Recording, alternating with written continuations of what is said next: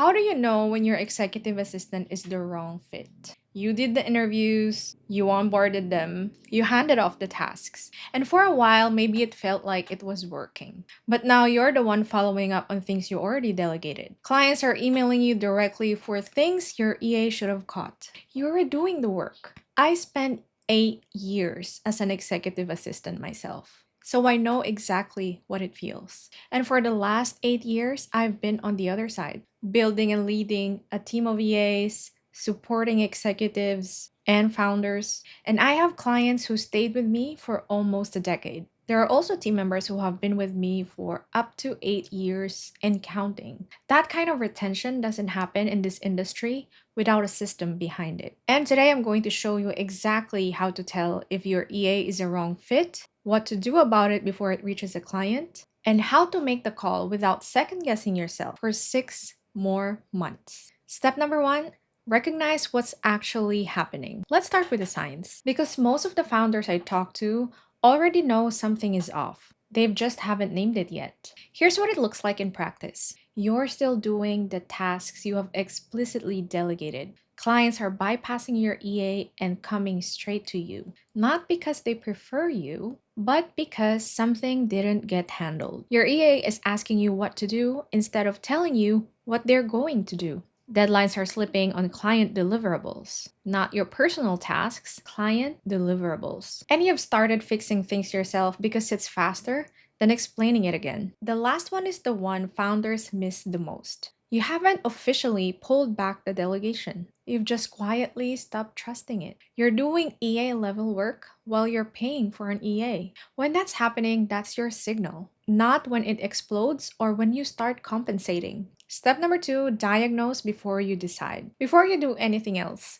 you need to know what kind of problem you're dealing with. Because not everything that looks like a wrong fit is one. And not every fixable problem gets fixed. There are three things I look for. First, is this a clarity problem? Did you set up the role properly? Does your EA know what they own versus what they escalate to you? Do they have a clear decision framework? Or are they guessing every time? A lot of EA who looks like wrong fits are sitting inside a role that was never properly defined. That's on the system, not the person. And it's fixable, but only if you're willing to build the structure they need. Second, is this a skill gap? Your EA is proactive. They care. They understand the context of your business, but they are missing a specific capability, client communication, a tool, a particular workflow. That's trainable. It takes real investment, but it's real. Third, is this a fit problem? The proactivity isn't there, regardless of how much clarity you give. They are reactive when the role needs someone anticipatory. You've been through the conversations, you've given the direction, and yet you're still the one catching things before they become client problems. That's not a training issue, that's a fit issue. Here's what matters. Clarity gaps and skill gaps are worth working on. But the mistake I see founders make, and the one I've made myself, is trying to coach a fit problem as if it were a skill problem. The effort looks the same. The outcome? Completely different. Step number three, have the conversation and make it specific. Whatever your diagnosis is, the next step is the same. Sit down and have the conversation, but not a vague one. Don't say, I feel like things have been slipping lately. That's not a conversation, that's a feeling. Come with specific examples. A specific client email that wasn't handled properly, a specific deadline that was missed, a specific task that came back to you when it shouldn't have. The more concrete you are, the more useful the conversation is for both of you. Frame it around impact, not impression. Not, you seem distracted, but this client reached out to me directly because this request wasn't followed up on. And that's a problem for the relationship. Then stop talking. Ask what's going on their end. And really listen, because sometimes what you hear will completely change your diagnosis. I've gone into conversations thinking it was a fit problem and found out there was something personal happening that hadn't been communicated.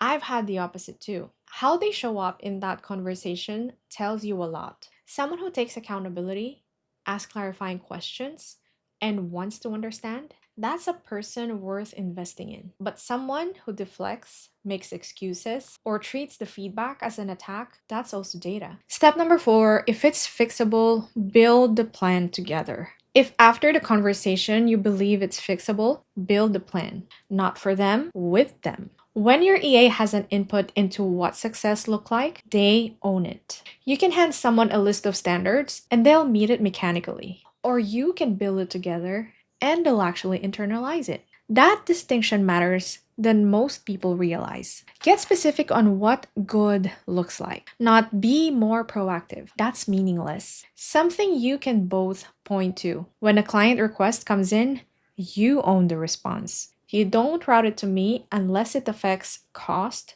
scope, or a long term commitment. If a task is low risk and reversible, make the call. Then brief me after. Those are standards your EA can operate against. Give it 90 days. That's enough time to see real movement. Yet short enough that if it's not happening, you haven't lost 6 months waiting. Build in monthly checkpoints. Keep a written record of what's working, what's not working. Keep a record of what you agreed on, what's improving, what isn't. So you're both looking at the same document, not debating memory. And during those 90 days, stay in it. Give direct, specific feedback on real situations as they happen. Don't just correct the action, explain the reasoning behind it. Because an EA who understands why a certain approach is right can apply that thinking to every new situation. One who was only told what to do can only apply it to the exact thing you corrected. Step number 5, track what's actually changing. Over those 90 days, track progress, not just sense it. Are clients still reaching out to you directly for things your EA should have handled? Are tasks getting completed without you following up? Is your EA bringing you recommendations? Or still bringing you questions? Are you doing the same work you were doing before you hired them? When you can point to specifics, conversation stays clean. It's not your perceptions against theirs. It's actually what happened. That protects you. And it's genuinely fairer to them. When you see something improving, name it specifically, not "you're doing better." Tell them exactly what changed and why it mattered. That's not just good for their development. It's good for your own clarity about what you're seeing. And be honest with yourself. If you're stretching to find progress, if you're searching for reasons to feel good about keeping them, that's information too. Step number 6, make the call. One of the mistakes I've been honest about in my own business is not letting go soon enough. Not having a clear system for determining when someone is no longer a fit. I kept hoping. And while I was hoping, clients were absorbing it. My time was absorbing it. The business is absorbing it. Here's what I know after doing this for more than a decade. If your EA is genuinely a wrong fit, they're usually not thriving either. The role isn't working for them any more than it's working for you. Letting them go, done with care, and with the document you've built, is often a better outcome for everyone involved. What you cannot do is shuffle them to a different client or a different account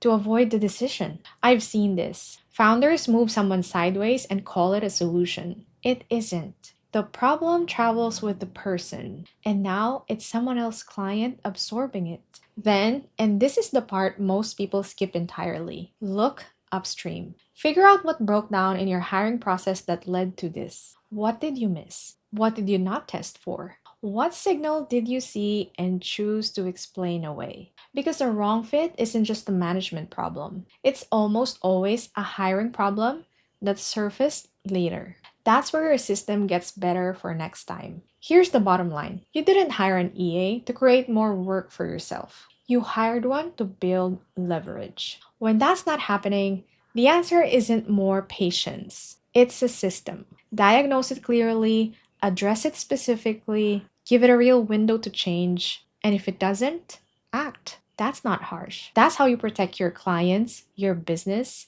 and your own time. If you're in this right now and you're not sure whether you're dealing with a clarity problem or actual fit problem, drop it in the comments. Tell me what you're seeing. I'll tell you what I think. I'm Karen. See you in the next one.